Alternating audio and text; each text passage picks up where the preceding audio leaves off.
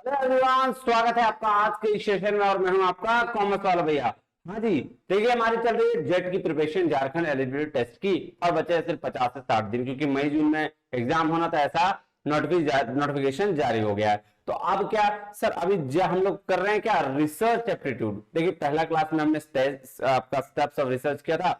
आज हम लोग लगभग लगभग 25 टाइप्स ऑफ रिसर्च करने जा रहे हैं। कितने टाइप? 25 types of research. ठीक है, ज्यादा लेट ना करेंगे, चलते हैं क्लास में और देखते हैं क्या क्या क्या होता है टाइप्स ऑफ रिसर्च। आइए देखिए सर, क्लास शुरू करने से पहले मैं आपको बता दूं कि ज्वाइन कर लीजिएगा कॉमर्स वाला भैया YNW करके टेलीग्राम चैनल है, इसको सर्च कीजिएगा, वहां ज्वाइन कर लीजिएगा और आपको यहाँ पे सारा पीडीएफ मिल जाएगा। अगर आप चैनल पे नए हैं तो चैनल को कर लीजिएगा सब्सक्राइब, और कोई भी दिक्कत आ रही है तो आप इस नंबर पर व्हाट्सएप कर सकते हैं। उसके साथ साथ आप कर लीजिएगा नेट वाला भैया ऐप डाउनलोड, क्योंकि इस ऐप पर 18 अप्रैल को यानी कि कल ही अब आपके साथ बहुत सारी चीजें शेयर करने जा रहा हूं, और इसमें बहुत सारी चीजें होने वाली है जो आपके जेट नेट और यूसी कैटेगरी में सबके लिए आपका इंपॉर्टेंट है। तो झारखंड एलिजिबिलिटी टेस्ट की तैयारी कर रहे हैं तो इसे आपको जरूर डाउनलोड करिएगा। क्या प्ले स्टोर में जाना है, नेट वाला भैया बिना गैप के लिखना है, बिना स्पेस के, और आपको ऐप मिल जाएगा, ये लोगो आपके पास रहेगा। ठीक है, कोई दिक्कत नहीं सर। चलिए चलते हैं कहाँ, क्लास में। आइए शुरुआत करें ज्यादा लेट ना करते हुए। सर बिल्कुल, मेथड्स या टाइप्स ऑफ रिसर्च। देखिए अलग अलग मेथोडोलॉजीज, अलग अलग टाइप्स, अलग अलग मेथड्स, कुछ भी कह लीजिए, रिसर्च के टाइप्स हैं। अब रिसर्च मतलब सर, जो आपको पहले ही पता है कि रिसर्च का मतलब होता है find out something new from the existing one. जो आपके पास पुरानी चीजें हैं आप उसको पढ़ते हैं, देखते हैं, और उनमें से जब कुछ डिफरेंशिएशन, रिसर्च गैप मिलता है तो उस गैप को क्या कहते हैं सर, आप फुलफिल करने की कोशिश करते हैं, रिसर्च करने की कोशिश करते हैं।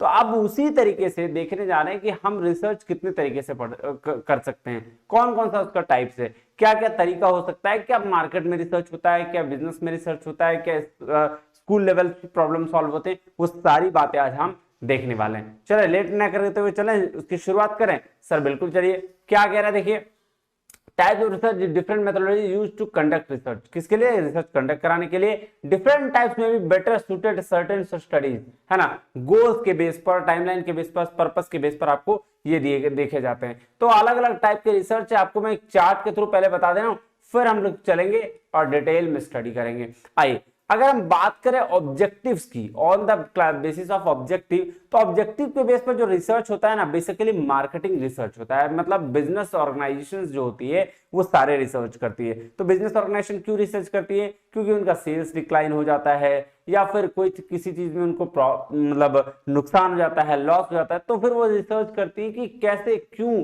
किस वजह से, और क्या इसका रिसर्च का इंपैक्ट हो सकता है, उसके लिए वो एक्सपेरिमेंट करती है। तो ये सारी चीजें अभी हम लोग डिटेल में पढ़ेंगे, टेंशन लेने की जरूरत नहीं है। 5 रिसर्च है, एक्सप्लोरेटरी, डिस्क्रिप्टिव, डायग्नोस्टिक, एक्सप्लेनेटरी और एक्सपेरिमेंटल।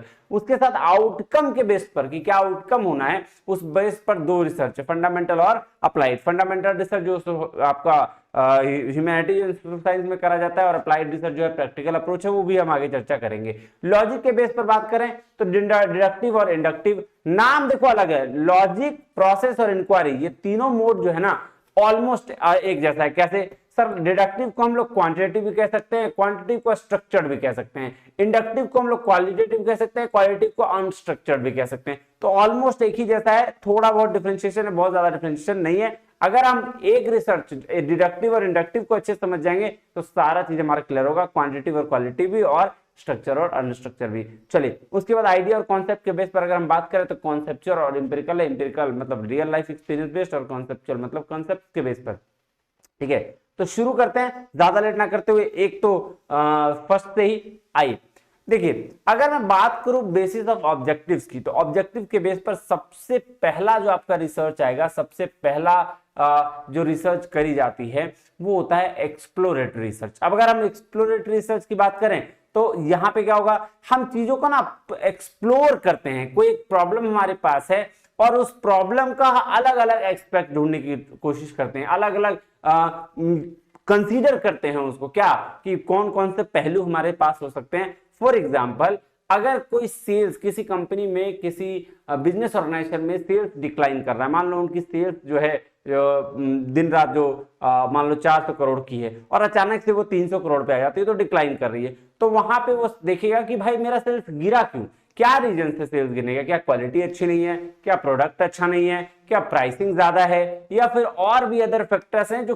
क्या रीजंस हैं? तो अलग अलग कंसीडर करना different aspects of a problem. एक प्रॉब्लम था क्या, सेल्स डिक्लाइन हुआ है, और उस सेल्स के डिक्लाइन होने की वजह से जो अलग अलग एस्पेक्ट्स ऑफ ए प्रॉब्लम को कंसीडर करा जाता है उसको कहते हैं एक्सप्लोरेटरी रिसर्च। तो एक्सप्लोरेटरी रिसर्च क्या है?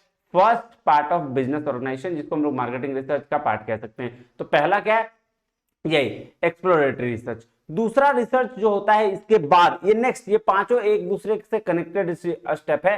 तो आप देखिएगा, पहले हमने क्या किया, देखा कि सेल्स क्यों डिक्लाइन कर रहा है, और इसके लिए हमने एक्सप्लोरेटरी रिसर्च किया। क्या किया कि हमने अलग अलग एस्पेक्ट को देखा, अलग अलग पहलू को चेक किया कि भैया सेल्स के डिक्लाइन की वजह से प्राइसिंग भी हो सकती है, फिर प्रोडक्ट भी खराब हो सकता है, क्वालिटी भी हो सकती है, या फिर कम हो जाता है, टूट जाता है प्रोडक्ट, वॉट एवर भी रीजन, जो भी बहुत सारे रीजन रहे हो। उसके बाद हम क्या करते हैं, ये हमने कंसीडर किया, ये हमने एज्यूम किया, देखो कंसीडरिंग, विचार किया इस पे कि ये चीज हो सकता है। अब उसको हमने डिस्क्राइब किया, मतलब जो जो चीज हमारे दिमाग में आया हमने उसको लिखा, डिस्क्रिप्शन में लेके गए कि an accurate description of A situation. अगर कोई सिचुएशन अराइज हो रही है तो उसका हमें बोलते हैं ना भाई, लिखतम क्या आगे बख्तम क्या, मतलब लिखा हुआ की चीज के सामने कोई वैल्यू नहीं है। आप दिमाग में बहुत सारी चीजें आती है, लेकिन उसका एक डिस्क्रिप्टिव होना चाहिए, डिस्क्राइब करना चाहिए। तो वो डिस्क्रिप्शन, एक्यूरेट डिस्क्रिप्शन किसी सिचुएशन का कहलाता है क्या, डिस्क्रिप्टिव रिसर्च। जहां पे आप ये डिसाइड करते हैं, उसी एग्जांपल्स को आगे लेके बढ़ते हैं कि जहां आप ये कंसीडर कर रहे थे कि अलग अलग प्रॉब्लम क्या है,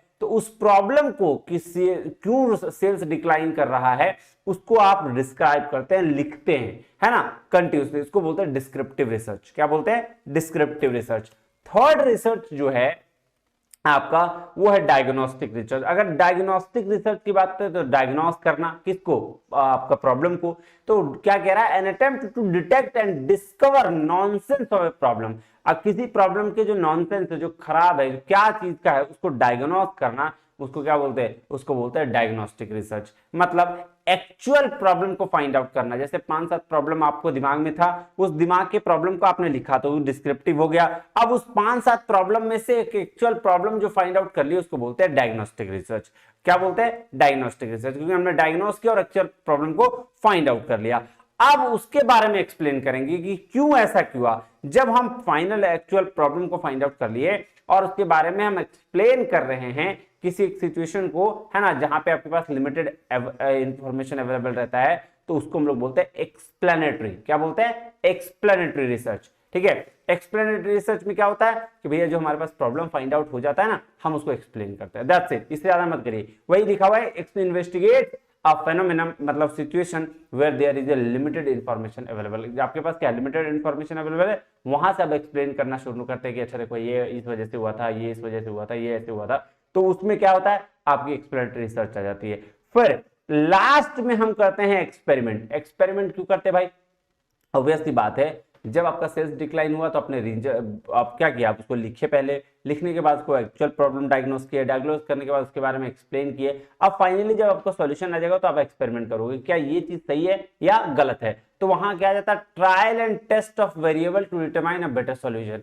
तो आपके पास अलग अलग वेरिएबल्स का क्या करते हो, यहाँ ट्रायल एंड टेस्ट करते हो, कह सकते हैं experiment it from peoples. People से आप एक्सपेरिमेंट कराते हो कि भाई साहब देखिए तो ये वाला चीज जो था सही है, ये गलत है, क्या नुकसान है, क्या फायदा, ये सारा चीज आप देखते हो ना। मैगी वाला एग्जांपल याद होगा आपको, क्या कि सर जब मैगी आई थी मार्केट में ना, तो ट्रायल टेस्ट पे थी कि शुरुआत में आती थी भाई देखो तो टेस्ट सही लग रहा है कि नहीं। मेरे स्कूल में तो बहुत मैगी खाया मैंने, 2-3 बार 5 बार, पता नहीं, हर बार आ जाता था। फिर लास्टली जब उसकी आदत पड़ गई तो फिर काम हो गया। तो उसी तरह से एक्सपेरिमेंटल रिसर्च कहने का मतलब है कि जहां आप इंडिपेंडेंट वेरिएबल को मैनिपुलेट करते हैं, है ना, किसके लिए, डिपेंडेंट वेरिएबल को चेक करने के लिए। तो वेरिएबल्स के हिसाब से आप एक्सपेरिमेंटल रिसर्च की बात करते हैं। चलो आप डिटेल में भी और पढ़ेंगे। ये मेन कारण था, क्या था, मेन कारण। तो पांचों एक दूसरे से रिलेटेड है। पहले क्या, एक्सप्लोरेटरी रिसर्च, फिर डिस्क्रिप्टिव, फिर डायग्नोस्टिक, और फिर एक्सप्लेनेटरी, और देन जाके एक्सपेरिमेंटल रिसर्च पे आता है। चलिए अगर देखिए एक्सप्लोरेटरी और डिस्क्रिप्टिव रिसर्च को अगर आप कंपेयर करेंगे तो कंपैरिजन, सबसे पहले मीनिंग देख लेते हैं। मीनिंग में क्या कह रहा है ये ध्यान से देखिए।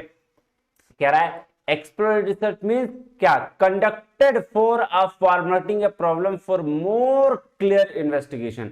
मतलब एक्सप्लोर कर रहे हैं चीजों का। हमारे पास छोटा सा इंफॉर्मेशन पता चला कि भैया सेल्स ना डिक्लाइन कर रहा है, तो उसको हम क्या किए, मोर ये कर गए, मोर क्लियर इन्वेस्टिगेशन की ओर गए कि भैया अब बताओ और क्यों डिक्लाइन कर रहा है, क्या दिक्कत आ रहा है इसमें, क्या क्या प्रॉब्लम्स आ रही है। तो इसको बोलते हैं क्या, एक्सप्लोरेटरी। और descriptive research is that explore and explain individual group और सिचुएशन। देखो सिचुएशन को एक्सप्लेन करने का मतलब कि अभी तक हम एक्सप्लोरेटरी में हम क्या कर रहे थे, कंसीडर कर रहे थे कि ये प्रॉब्लम है, ये चीज प्रॉब्लम है। अब यहाँ डिस्क्राइब करना होता है कि देखो ये प्रॉब्लम था, इसको डिस्क्राइब करो, लिखो।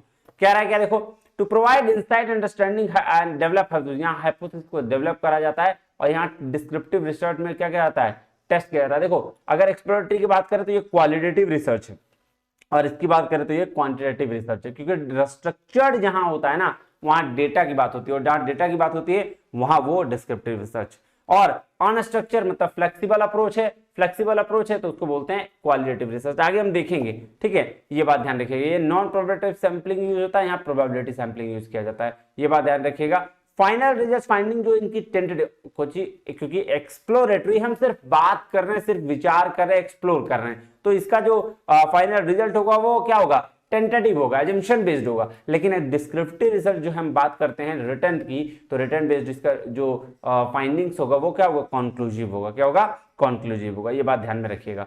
अब बात करें तो डिस्क्रिप्टिव रिसर्च के 2 टाइप्स हैं। कितने टाइप्स हैं जी, 2 टाइप्स। डिस्क्रिप्टिव रिसर्च के 2 टाइप्स हैं। आप देखिए अगर हम बात करें तो 2 तरह कौन कौन से, एक तो होता है लॉन्गिट्यूडनल स्टडी, एक होता है क्रॉस सेक्शनल स्टडी। देखो लॉन्गिट्यूडनल का मतलब होता है जब हम डाटा को कलेक्ट करते हैं एक से ज्यादा बार में और सेम इंडिविजुअल के साथ। फॉर एग्जांपल जैसे मैंने बोला कि एक डेटा लेना है किसी एक स्कूल से, ठीक है, और उसी को हम क्या करेंगे, एक अलग अलग जगह पे ये करेंगे, है ना, एक ही टाइम, तो उसको क्या बोलते हैं, इसको बोलते हैं लॉन्गिट्यूडनल। और क्रॉस सेक्शनल मतलब होता है वन टाइम इंटरेक्शन या वन टाइम डेटा कलेक्शन, एक बार डेटा कलेक्ट करना सब जगह से अलग अलग लोगों से, उसको बोलते हैं क्या, क्रॉस सेक्शनल। लेकिन यही चीज अगर आपका क्या सेम इंडिविजुअल से अलग अलग जगह टाइम पे डेटा कलेक्ट करना, उसको हम लोग बोलते हैं लॉन्गिट्यूडनल। फिर से सुन लो, cross sectional one time data collection, cross sectional one time data collection, longitudinal भाई साहब वन टाइम डेटा कलेक्शन नहीं, अलग अलग टाइम में डेटा कलेक्शन बस सेम इंडिविजुअल्स, है ना। ये लिखो, ये देखो वन टाइम डेटा कलेक्शन क्या हो गया भाई साहब, इसको बोलते हैं क्रॉस सेक्शनल। और ये different time but same individuals से डेटा कलेक्ट करना, इसको बोलते हैं लॉन्गिट्यूडनल। क्या बोलते हैं, लॉन्गिट्यूडनल। दिखा भी नहीं है, नहीं, चलो कोई दिक्कत नहीं, थोड़ा मैं अच्छे से लिख देता हूं, आ जाओ। मैंने क्या बोला, डिफरेंट टाइम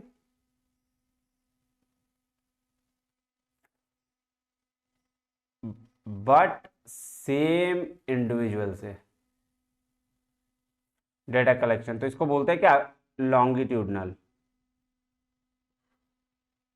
ठीक है, क्या बोलते हैं, लॉन्गिट्यूडनल। बस यही अंतर इसमें, ये याद रखिएगा, काम बन जाएगा आपका। ठीक है, चलिए अब चलते हैं हम लोग एक्सपेरिमेंटल रिसर्च पे। कहां चलेंगे जी, एक्सपेरिमेंटल रिसर्च। क्या होता है एक्सपेरिमेंटल रिसर्च, देखिए क्या कह रहा है, कह रहा है in experiment the researcher investigate the relationship between 2 or more variables by manipulating one variable that is independent variable and observing its effect on another variable that is dependent variable। यही मैं बात कर रहा था अभी थोड़ी देर पहले कि एक्सपेरिमेंट रिसर्च में क्या होता है, रिसर्चर इंडिपेंडेंट वेरिएबल को मैनिपुलेट करके उसकी वैल्यू देखता है, उसका इफेक्ट देखता है, किसमें, डिपेंडेंट वेरिएबल, है ना।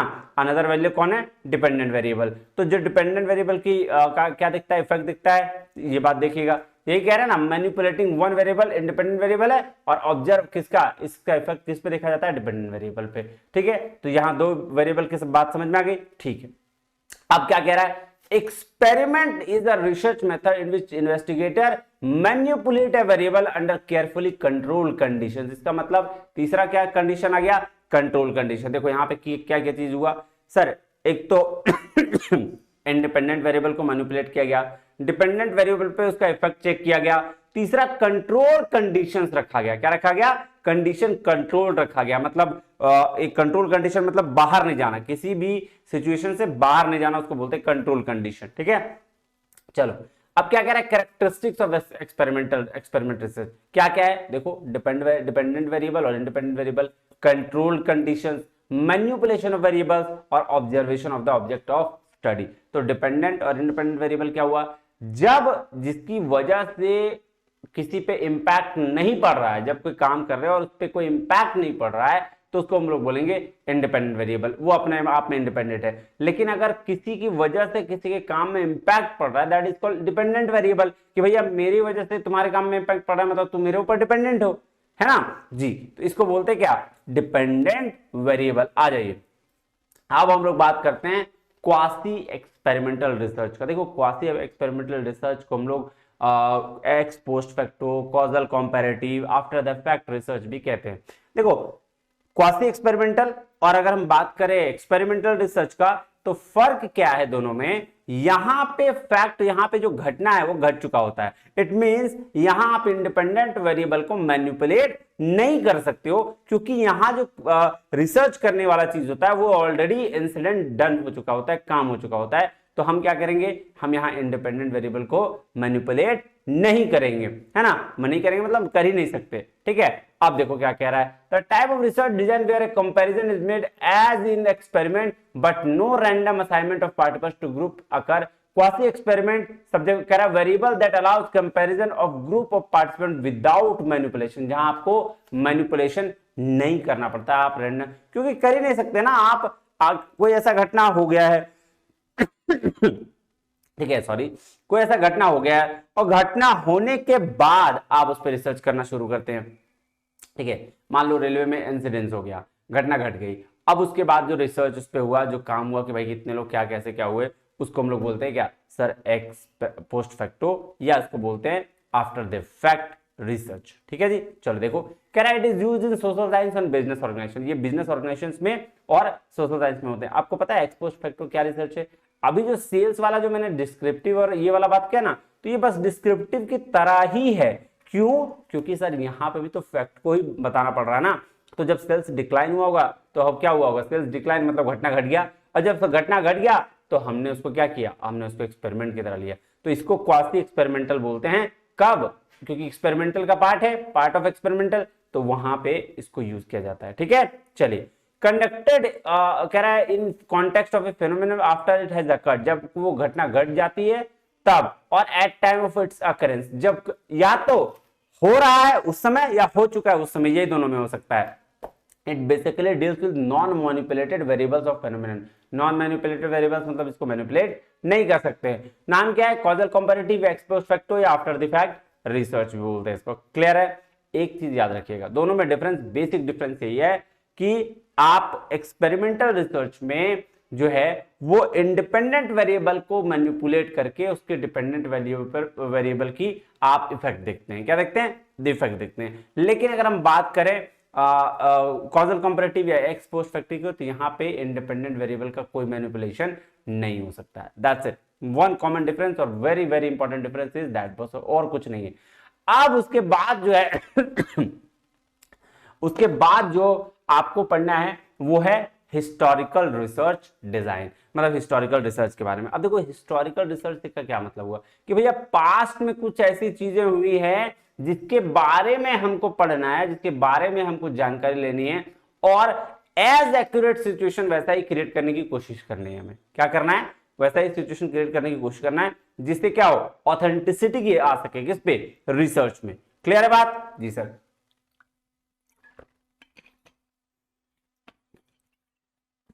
चलिए तो ये देखो इसमें एक लाइन लिखा हुआ है, क्या कह रहा है देखिएगा, कह रहा है analysing the past events, past event को देखता है, and develop the present concept and conclusion. तो भैया पास्ट के बेसिस पर देख के प्रेजेंट के कॉन्सेप्ट और कंक्लूजन निकालता है। अब देखो ये लाइन को ध्यान से रखना, यही आपका मेन रिसर्च, हिस्टोरिकल रिसर्च का सबसे अच्छा डेफिनेशन है। कह रहा है an attempt is made to reconstruct what happened during a certain period of time, जो एक सर्टेन पीरियड ऑफ टाइम में हो चुका है, ठीक है, उसको रिकंस्ट्रक्ट करने का एक attempt as completely and accurately as possible. बोल रहा है जितना सही तरीके से, पूरे तरीके से हो सके, जितना एक्यूरेट तरीके से हो सके उतना पॉसिबल करना। क्या कि जो पास्ट में हो चुका है उसको रिकंस्ट्रक्ट करने का एक अटेम्प्ट लेना। क्या करना? एक अटेम्प्ट लेना। ठीक है, इसको क्या कहेंगे? हिस्टोरिकल रिसर्च, है ना? बात समझ में आई? कोई दिक्कत परेशानी नहीं सर? देखो क्या कह रहा है, the purpose of the historical research. क्या है हिस्टोरिकल रिसर्च का पर्पस? है क्या है? Is to collect, verify and synthesise evidence from the past to establish the fact that defend the future और रिफ्यूज हाइपोथेसिस। तो भाई साहब ये सीधा सीधी बात कह रहा है कि एक ही मिला जुला के वही बात कह रहा है कि पास्ट के बेसिस पर, जो पास्ट में चीजें हुई उसको आप एग्जैक्ट एक्यूरेट लाने की कोशिश करो जितना हो सकता है, और उस बेसिस पे आप रिसर्च करो और उसका कंक्लूजन दे दो। Describe what occurred in the past, वो गया। नो मैनिपुलेशन ऑफ कंट्रोल, हाँ यहां भी मैनिपुलेशन नहीं हो सकता। कैसे करोगे? जो चीज पास्ट में हो गई है, जो इवेंट्स खत्म हो चुका है, उसको आप कैसे करोगे? पॉसिबल ही नहीं है। तो देखो अब बोलोगे सर तो एक्स पोस्ट फैक्ट और हिस्टोरिकल सेम ही जैसा लग रहा है। नहीं, दोनों में डिफरेंस है। जो रिसेंटली कोई चीज घटा और उस पे हम आगे बात रिसर्च कर रहे हैं उसको एक्स पोस्ट फैक्ट हो। लेकिन जो बहुत पहले कोई चीज घट चुका है, कोई घटना हो चुकी है, उस बेस पर अगर हम रिसर्च कर रहे हैं और एक्यूरेट वैसा सिचुएशन हम डेवलप करना चाह रहे हैं, उसको हिस्टोरिकल रिसर्च बोलते हैं। क्लियर है?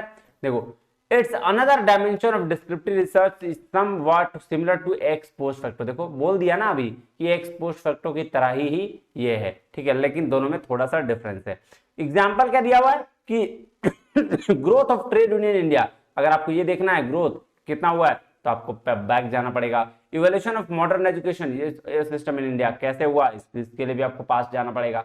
ठीक है, तो ये बात ध्यान रखिएगा कि रिसेंट में कोई घटना घटा, जैसे मान लो ट्रेन एक्सीडेंट हुआ तो कल ही परसों हुआ होगा, उसको पे अगर कोई रिसर्च कर रहे हैं, मान लो कोई सेल्स डिक्लाइन हुआ 2-4-10 दिन में, उस पे कर रहे हैं, तो भैया एक्स पोस्ट फैक्टो। लेकिन अगर कोई रिसर्च बहुत पहले, बहुत पुराना, जैसे ग्रोथ ऑफ ट्रेड यूनियन देखना है तो आपको 1948 से पहले जाना होगा, तो वो that is called historical research. बात समझ में आया? कोई दिक्कत परेशानी तकलीफ नहीं सर? यहां तक तो कोई दिक्कत नहीं होना चाहिए। चलिए अब हम चले एनालिटिकल रिसर्च में। तो देखो एनालिटिकल रिसर्च कुछ नहीं है, बस आपको जो फैक्ट्स और इंफॉर्मेशन दिया गया है, जो आपके पास अवेलेबल है, उसको एनालाइज करके और एक इवैल्यूएशन दे देना है। क्या करना है? फिर से सुनिएगा कि एनालिटिकल रिसर्च में क्या करते हैं कि जो आपके पास फैक्ट है, जो इंफॉर्मेशन अवेलेबल है, उसके बेस पर आपको एक क्रिटिकल इवैल्यूएशन या एनालिसिस दे देना है। सीधा बात है, बस और कुछ नहीं है। कह रहा है it involves the depth study और एन इवैल्यूएशन। बात सही है ना? एनालिटिकल रिसर्च मतलब तुमको सिर्फ एनालिसिस करना है। क्या करना है? एनालिसिस करना है। ठीक है, the researcher use advance statistical techniques. बहुत सारे टेक्निक्स होते हैं जो वो सारे चीज का यूज किया जाता है एसपीएसएस के थ्रू, है ना? सॉफ्टवेयर है एसपीएसएस के थ्रू बहुत सारे मेथोडोलॉजी लगाई जाती है, बहुत सारे टेक्निक्स यूज किए जाते हैं। ठीक है, उसके बाद एनालाइज किया जाता है। The research AIIMS testing hypothesis. देखो ये टेस्ट हो गया, टी टेस्ट, टेस्ट, है ना? और उसको इंटरप्रेट किया जाता है, उसके रिलेशन के साथ कोरिलेशन, रिग्रेशन, ये सब सारी चीजें लगाई जाती है। चलो अब बात करें on the basis of outcome. Outcome के बेस पर बात किया जाए सर? बिल्कुल बात करिए, शुरू करते हैं। क्या हुआ? आउटकम के बेस पर अगर हम बात करें तो सर पहला रिसर्च है बेसिक, प्योर, फंडामेंटल या कंसेप्चुअल, कुछ भी बोल लीजिए। बात देखिए, बेसिक रिसर्च बोलिए, प्योर रिसर्च बोलिए, फंडामेंटल रिसर्च बोलिए या कंसेप्चुअल रिसर्च बोलिए। बात देखिए क्या होता है बेसिक रिसर्च। देखिए बेसिक रिसर्च सबसे पहले तो ये थ्योरेटिकल नॉलेज के लिए, क्या है, ह्यूमन साइंस वालों के लिए ये सबसे बड़ा चीज है। क्या करता है? ये एडिशन टू द नॉलेज करता है। नॉलेज जो आपके पास है उसमें कुछ एडिशन करता है, कुछ नई चीजें लेके आता है। ठीक है, discovery of invention mostly academic होता है, एकेडमिक तरीके से इसको करते हैं। जैसे हम लोग जो रिसर्च करेंगे कॉमर्स वाले, वो सारे बेसिक रिसर्च करेंगे, या कॉन्सेप्चुअल रिसर्च, या फंडामेंटल, या प्योर रिसर्च, इसको बोलते हैं। थ्योरेटिकल नॉलेज कहता है answer the question how things work, कोई भी काम कैसे करता है कोई चीज, उसका ये आंसर देता है। अप्लाई, अब दूसरा रिसर्च जो है वो applied research. Applied just opposite है, वो प्रॉब्लम बेस्ड रिसर्च है। भैया प्रॉब्लम का सॉल्यूशन कैसे देना है, ये काम है। इसको एक्शन ओरिएंटेड कहा गया है कि भैया कोई प्रॉब्लम आया, उसको कॉन्सेप्ट्स को अप्लाई कहां करना है, वो रिसर्च ये है। ठीक है, इनोवेशन और एप्लीकेशन ऑफ कॉन्सेप्ट्स।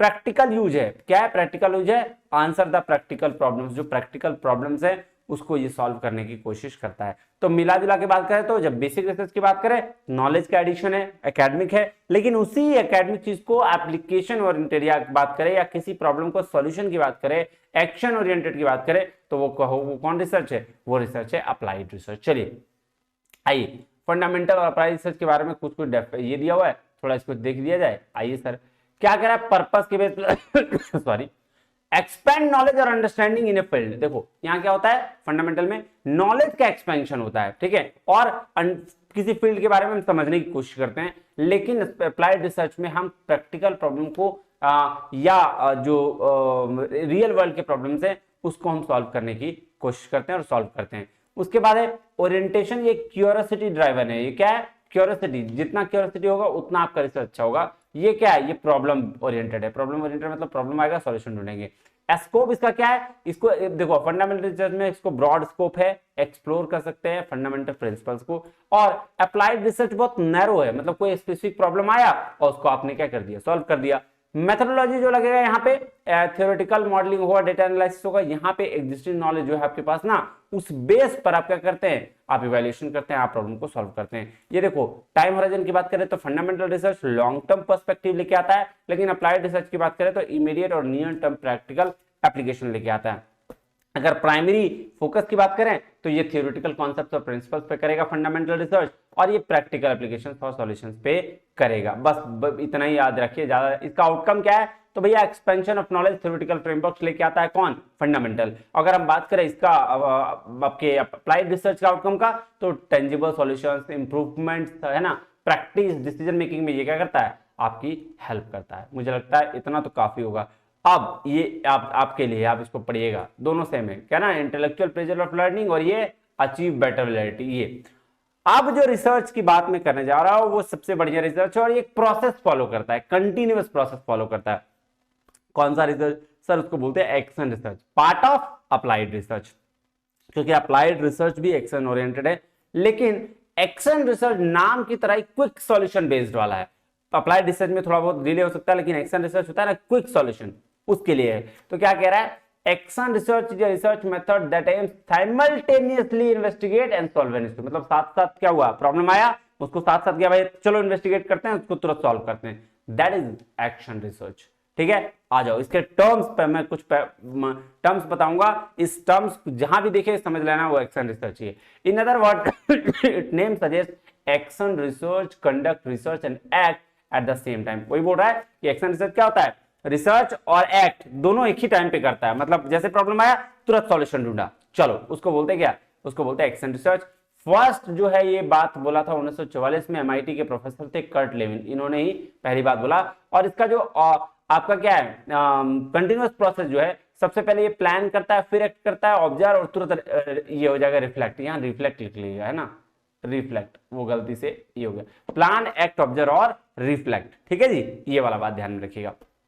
चलिए अब एक्शन रिसर्च जहां आपको दिखे उसमें ये सारी बातें अगर आपको दिख जाए तो आप आंख बंद करके उसका ऑप्शन एक्शन रिसर्च डाल सकते हो।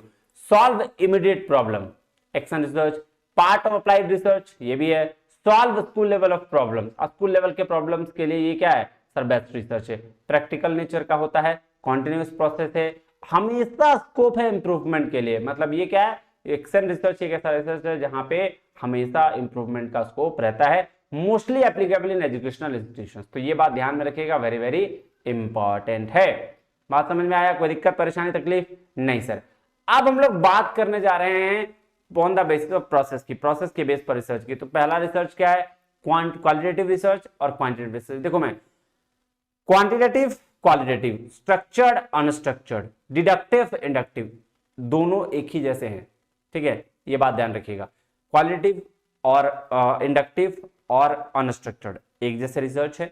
क्वांटिटेटिव, डिडक्टिव और स्ट्रक्चर्ड एक जैसे रिसर्च है। तो मैं आपको थोड़ा थोड़ा समझाने की कोशिश करता हूं एक बार में, हर चीज में वही आएगा। ठीक है, नाम वही है, काम अलग अलग भाई है बस।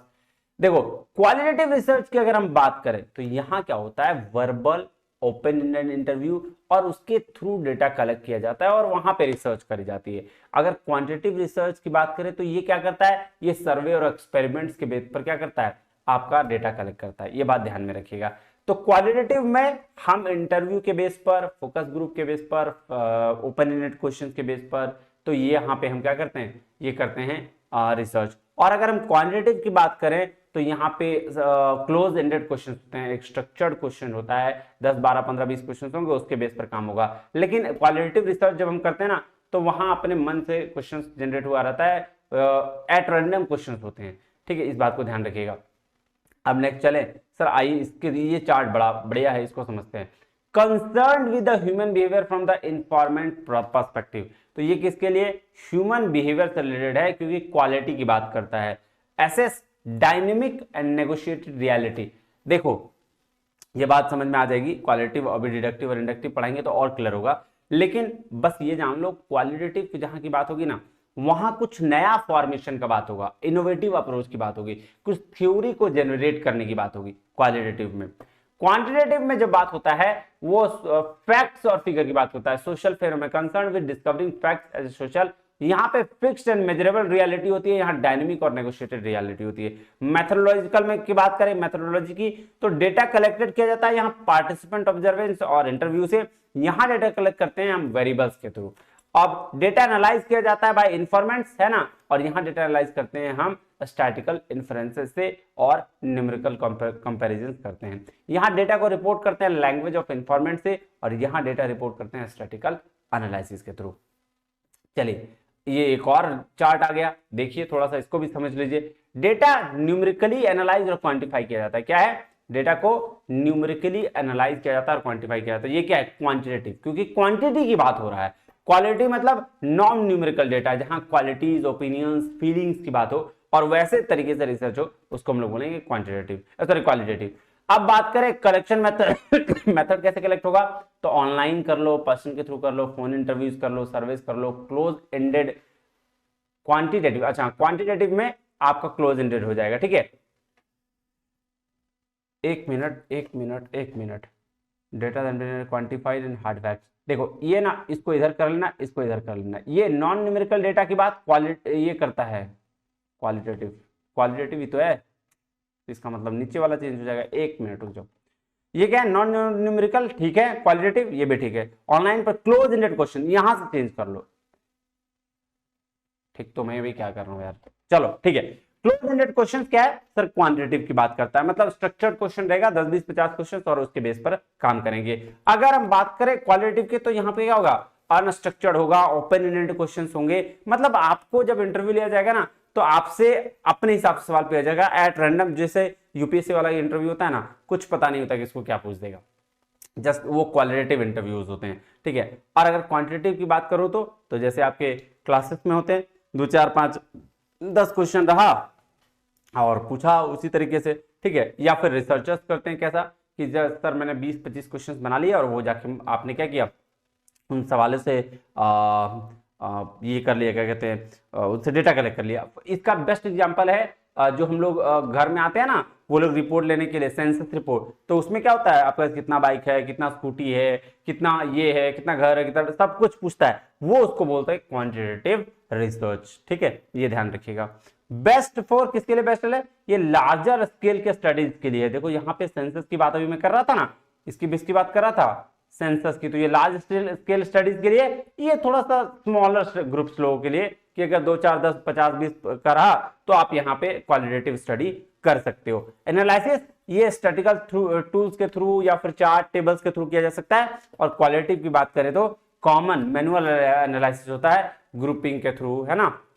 देखिए क्वेश्चन का एग्जांपल यहाँ पे देखिएगा, did you buy ice cream today, ठीक है। देखो पहला ये किसका है, ये क्वांटिटेटिव का है, तो यहाँ एस और नो ऑप्शन दिया है आपके पास, आप इसको एक कर सकते हो। लेकिन यहाँ पे सवाल पूछा जाएगा why did you buy ice cream today, क्यों तुमने आइसक्रीम बाय किया, तो इसका जवाब तो बहुत सारा हो सकता है। तो ये क्वालिटेटिव रिसर्च है, और ये क्या है, क्वांटिटेटिव। क्या कह रहा है, यहाँ डेटा का एग्जाम्पल देखिए, 67% रिस्पोंडेंट्स बॉट आइसक्रीम टुडे, ये डेटा वाला हो गया, ठीक है, पूरा एग्जैक्ट डेटा फिगर बता दिया। यहाँ क्या बोल रहा है, ऐसा ice cream on sale, the checkout and it was impulse buy, I wanted to treat my self.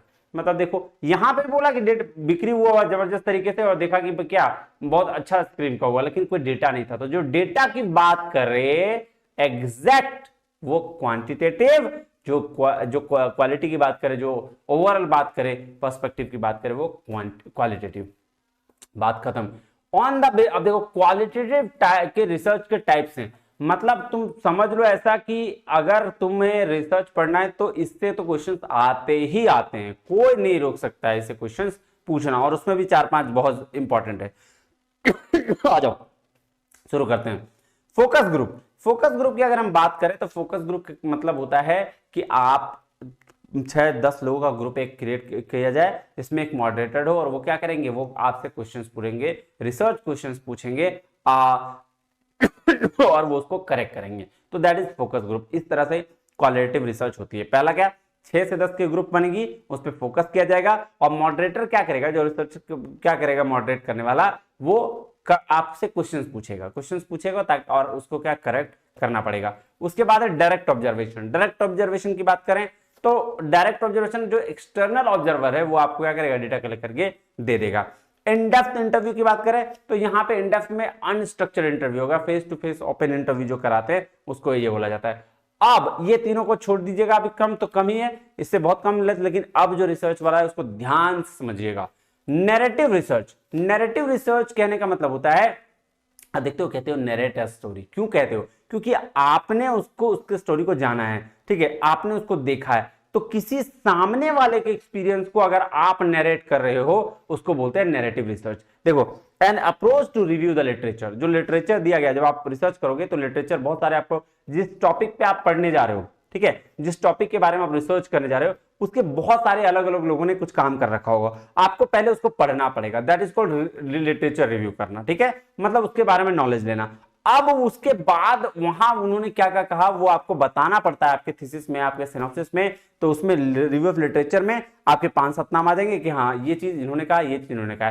That is called narrative research, कि नरेट करना होता है आपको, किसी अदर्स के एक्सपीरियंसेस का डिस्क्राइब करना पड़ता है, किसी इंडिविजुअल्स के एक्सपीरियंस का अपने ये में, ठीक है, इसको बोलते हैं नैरेटिव रिसर्च। फेनोमोलॉजी होता है सिचुएशन के बेस पर रिसर्च, मतलब अपना ओपिनियन देना किसी एक सिचुएशन के लिए, सेल्फ एक्सपीरियंस बताना। देखो नैरेटिव और इसमें फर्क क्या पता है, नैरेटिव रिसर्च जो होता है किसी अदर्स का एक्सपीरियंस को बताना होता है, किसी अदर्स के एक्सपीरियंस को शेयर करना पड़ता है, लेकिन फेनोमोलॉजी रिसर्च जो होता है वो खुद हम अपना ओपिनियन बताते हैं, खुद अपना किसी एक सिचुएशन के बारे में अपना एक्सपीरियंस बताते हैं, उसको बोलते हैं फेनोमोलॉजी। क्लियर है जी। एथनोग्राफी का मतलब होता है कल्चर की स्टडी, मतलब उसके एटीट्यूड, इमोशंस, ये सारा चीज है ना, मोरालिटी सब देखना, कि एक इंडिविजुअल की पार्टिसिपेंट ऑब्जर्वेशन, ये सारा देखना एथनोग्राफी आती है। केस स्टडी बोलते हैं जब कोई इन डेप्थ एनालिसिस होता है किसी ग्रुप का, किसी कम्युनिटी का, ऑर्गेनाइजेशन का या किसी एंटिटी का, तो उसको बोलते हैं हम लोग केस स्टडी। कंटेंट एनालिसिस मतलब टेक्स्ट को एनालिसिस, जो आपके पास कंटेंट है उसको एनालाइज करना, डिकोड कर देना, इंटरप्रेट कर देना, है ना, अपने वर्ड्स में, ओन वर्ड्स में। जैसे मैं कुछ पढ़ा रहा हूं तो उसको अपने वर्ड्स में आप बता रहे हो, that is called content analysis. Simple है। ग्राउंड थ्योरी मतलब ग्राउंड लेवल पर थ्योरी जनरेट करना, किससे, जो रिसर्चर डाटा कलेक्ट किया है उससे। क्लियर है बात जी सर। चलिए अब अगर हम बात करते हैं लॉजिक के बेस पर, अगर लॉजिक के बेस पर बात करें तो दो है, इंडक्टिव और डिडक्टिव। Very very important. अगर डिडक्टिव इंडक्टिव समझ में आ गया तो क्वांटिटिव क्वालिटिव भी, या क्वांटिटिव क्वालिटिव समझ में आ गया तो डिडक्टिव इजी है, ध्यान समझना। डिडक्टिव और इंडक्टिव अप्रोच का बस एक ही काम है, एक ही चीज याद रखना, हमेशा क्वेश्चन आराम से बनेगा। डिडक्टिव अप्रोच जो है 100% श्योर होता है, मतलब अगर कोई थ्योरी बनी है तो उसको टेस्ट करने के लिए जो अप्रोच यूज किया जाती है उसको बोलते हैं डिडक्टिव अप्रोच। और कभी नई थ्योरी बनाने के लिए जो अप्रोच यूज किया जाता है उसको हम लोग बोलते हैं क्या, इंडक्टिव अप्रोच। मतलब कोई थ्योरी बनी है उसको वेरीफाई या टेस्ट करने के लिए कोई अप्रोच यूज किया गया, डिडक्टिव अप्रोच। कोई थ्योरी नहीं बनी है उसको बनाने के लिए कोई यूज अप्रोच किया गया तो वो क्या हो गया सर, उसको बोलते हैं इंडक्टिव अप्रोच। अब देखो इंडक्टिव तो 100% ट्रू हो भी सकता है या नहीं भी हो सकता है, लेकिन डिडक्टिव की थ्योरी बनी हुई है तो 100% ट्रू होगा ही होगा, ये वाला बात है। देखो क्या कह रहा है, सोशल फेनोमेना इज ऑब्जर्व, और यहाँ सोशल फेनोमेना यहाँ भी ऑब्जर्व किया जाता है, ठीक है। यहाँ थ्योरी डेवलप करके वाई देखा जाता है और थ्योरी को टेस्ट किया जाता है और उसको एक्सेप्ट या रिजेक्ट कर दिया जाता है। लेकिन यहाँ डेटा कलेक्ट किया जा सकता है और देखा जाता है, ट्रेंड्स को एग्जामिन किया जाता है, यहाँ थ्योरी को डेवलप किया जाता है और उसका सोशल फेनोमेना को चेक किया जाता है। तो यहाँ टेस्टिंग द थ्योरी और यहाँ डेवलपिंग द थ्योरी। क्लियर है बात जी सर। आइए देखो क्या कह रहा है ध्यान से समझना इसको भी। Deductive method does not give any knowledge. भाई डिडक्टिव में क्या नॉलेज देगा, क्योंकि ऑलरेडी वो थ्योरी जनरेट है, तो नया तो कुछ मिलेगा नहीं, लेकिन यहाँ नया नॉलेज मिलेगा क्योंकि नई चीजें जनरेट हो रही है। मेथड का वेरिफिकेशन है, डिडक्टिव में वेरिफिकेशन होगा, ये मेथड ऑफ डिस्कवरी है, नया चीज बनेगा। मेथड ऑफ इंस्ट्रक्शन मतलब बोला जा रहा है एकदम क्लियर, और ये क्या है, टीचिंग है, मतलब एग्जाम्पल के तौर पर दिया गया है, ठीक है। Child gets readymade information make use, मतलब चाइल्ड हमेशा सुनता है और रेडी रहता है, और यहाँ चाइल्ड एक्वायर्स करता है चीजों को और उसके बाद एक्चुअल ऑब्जर्वेशन होता है। देखो ये डिडक्टिव और इंडक्टिव मेथड टीचिंग वाला भी डाल दिया गया, लेकिन इसको बस इतना ही याद रखो, डिडक्टिव और इंडक्टिव में क्या है सर, डिडक्टिव और इंडक्टिव का मतलब यहाँ थ्योरी टेस्ट करते हैं डिडक्टिव, जहां थ्योरी बनाते हैं इंडक्टिव, दैट्स इट। ये देखो ये बेस्ट अप्रोच है, ये आपको देखने में मजा आएगा। डिडक्टिव में क्या करते हैं, टेस्ट या वेरीफाई द थ्योरी, जनरल से स्पेसिफिक पे जाते हैं, इसको टॉप डाउन अप्रोच भी बोलते हैं। और इंडक्टिव की अगर बात करें तो जनरलाइज या make a new theory, bottom approach कहते हैं, या स्पेसिफिक टू जनरल। जैसे देखो थ्योरी यहाँ है, उसको ऑब्जर्व किया, फिर हाइपोथेसिस बनाया, कंफर्म किया, और फिर क्वांटिटेटिव पैराडाइम पे आ गया, मतलब टेस्ट कर दिया। यहाँ पे ऑब्जर्वेशन पहले हुआ, फिर पैटर्न आया, टेंटेटिव हाइपोथेसिस बना, यहाँ थ्योरी बन गया, और थ्योरी बन गया तो उसको क्वालिटेटिव पैराडाइम बोला गया। ठीक है, क्लियर है, कोई दिक्कत है परेशानी है नहीं सर। चलिए अब बात करते हैं स्ट्रक्चर्ड या अनस्ट्रक्चर्ड अप्रोच का। देखो स्ट्रक्चर्ड जो अप्रोच है वो डिडक्टिव है, जो अनस्ट्रक्चर्ड अप्रोच है वो इंडक्टिव अप्रोच है। देखो क्या कह रहा है, क्वांटिटेटिव रिसर्च है या क्वालिटेटिव रिसर्च है ना, स्ट्रक्चर्ड इज क्वांटिटेटिव और अनस्ट्रक्चर्ड इज क्वालिटेटिव। ठीक है, कोई दिक्कत नहीं है, कहीं कुछ इसमें टेंशन लेने की जरूरत ही नहीं। आप देखो on the basis of idea और कॉन्सेप्ट, आइडिया और कॉन्सेप्ट के बेसिस पे बात करें तो कंसेप्चुअल और इंपेरिकल रिसर्च है। देखो कंसेप्चुअल रिसर्च की अगर हम बात करें और इंपेरिकल रिसर्च की बात करें तो इंपेरिकल रिसर्च जो है वो real life experience based research है। इट मींस कि आप जो रियल में एक्सपीरियंस किए हैं, डेटा बेस्ड रिसर्च किए हैं, वो रिसर्च है। पार्ट ऑफ इसको कह सकते हैं क्वांटिटेटिव रिसर्च, ये भी क्वांटिटेटिव रिसर्च के अंदर आता है। देखो क्या कह रहा है, relies on experience and observation alone with the due regard to system और थ्योरी। डेटा बेस्ड रिसर्च है, डेवलप करना वेरिफिएबल ये कंक्लूजन, हाइपोथेसिस टेस्टिंग करना टाइप ऑफ रिसर्च है। एक्सपेरिमेंटल रिसर्च है, रिसर्च हैज कंट्रोल वेरिएबल्स, है ना, ये सारी चीजें। Proof when seeking proof casual studies के लिए, तो इसका मतलब सीधा सीधी ये क्वांटिटेटिव बेस्ड रिसर्च है और real life experience based research है। कंसेप्चुअल रिसर्च वो रिसर्च होता है जो आइडियाज के लिए होता है, जो फिलोसोफर यूज करते हैं, जो थिंकर्स यूज करते हैं, ताकि नया कॉन्सेप्ट और नई चीजों को बना सके, डेवलप कर सके। तो ये क्वालिटेटिव रिसर्च हो जाएगा। क्या हो जाएगा, क्वालिटेटिव रिसर्च हो जाएगा। ये बात ध्यान में है ना, क्वालिटी क्या किया मैंने,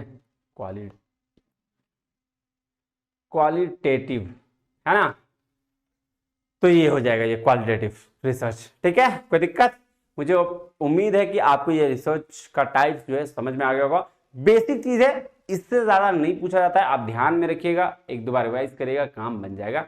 फिर मिलते हैं अगले वीडियो में, तब तक के लिए बहुत बहुत धन्यवाद। थैंक यू वेरी मच, जय हिंद।